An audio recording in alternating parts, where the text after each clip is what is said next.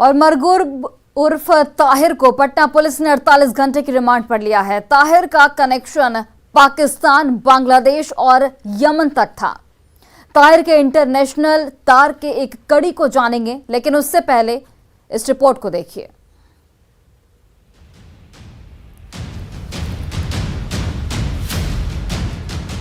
Patna police की गिरफ्त में साधारण सा कदकाठी का दिखने वाला ये वो शख्स है जिसके तार पाकिस्तान, बांग्लादेश और यमन तक जुड़े हुए हैं। नाम है मरगूब अहमद दानिश उर्फ ताहिर। ताहिर को पटना पुलिस ने 48 घंटे की रिमांड पर ले लिया। आज माननीय न्यायालय ने मरगूब अहमद दानिश उर्फ ताहिर, जो गजवाए हिंद प्रकरण में जेल में है, उसको हम लोगों ने माननीय न्यायालय से पुलिस रिमांड के लिए मांगा था। माननीय न्यायालय ने आज से उसको पुलिस रिमांड दिया है 48 आवर्स के लिए।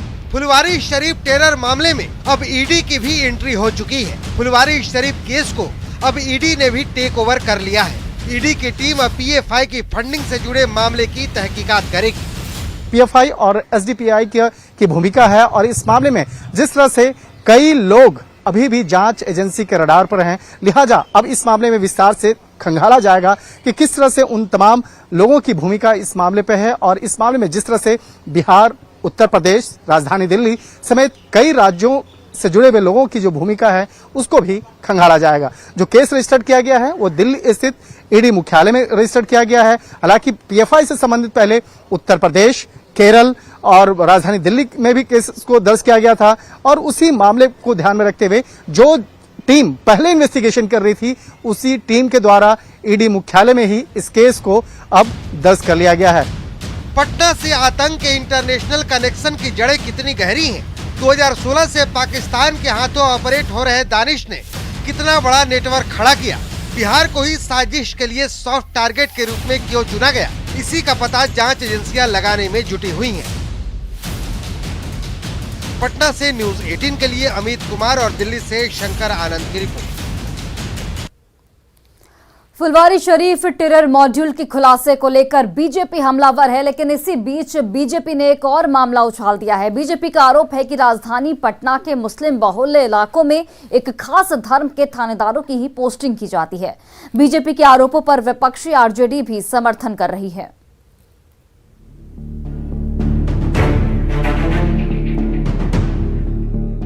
राजधानी पटना में देश विरोधी गतिविधियां उजागर हो रही हैं। पीएफआई के कारनामे सामने आ रहे हैं। पुलिस को समय रहते इसकी भनक नहीं लग पाती। जाहिर है सवाल तो उठेंगे ही। पीएफआई पर बैन लगाने को लेकर बीजेपी हमलावर है, लेकिन राजधानी पटना के मुस्लिम बहुल इलाकों में थानेदारों की पोस्टिंग को लेकर बीजेपी ज्यादा हमलावर है। धर्म के आधार पर या जाति के आधार पर पोस्टिंग नहीं होना चाहिए। प्रशासन के लोगों को केवल जो है अपराधी और संदिग्ध गतिविधियों पर नजर रखना है। कैसे जो है हम इन चीजों को हम रोक सके, इस पर ध्यान रखना है। तो मुझे लगता है कि वैसे लोगों को अगर दिया जाता है या जिन इलाकों में उस वर्ग के लोग रहते हैं, उसी वर्ग के थाना प्रभारी होते हैं, तो मुझे लगता है कि वो उस प्रकार का काम नहीं करते हैं या जिस प्रकार की निगरानी करनी चाहिए वो निगरानी नहीं कर पाते हैं। बीजेपी का सवाल है कि आखिर मुस्लिम बहुल इलाके फुलवारी शरीफ और पीर बहोर थानों में अमूमन एक खास धर्म के ही थानेदारों की पोस्टिंग क्यों की जाती है। इन थानों में पिछले कुछ सालों में थानेदारों की पोस्टिंग वाली लिस्ट पर नजर डाली जाए तो बीजेपी के आरोपों की पुष्टि हो जाती है। पीर बहोर थाने में लगे सक्सेशन बोर्ड पर नजर दौड़ाने पर साफ हो जाता है कि स्थापना काल से अब तक इस थाने में एक खास धर्म के थानेदारों की ही पोस्टिंग की गई है। कुछ ऐसा ही हाल फुलवारी शरीफ थाने का भी है। यहाँ भी 2005 से लेकर अब तक वैसे ही पुलिस अधिकारियों की पोस्टिंग की गई है जो एक खास धर्म से आते हैं।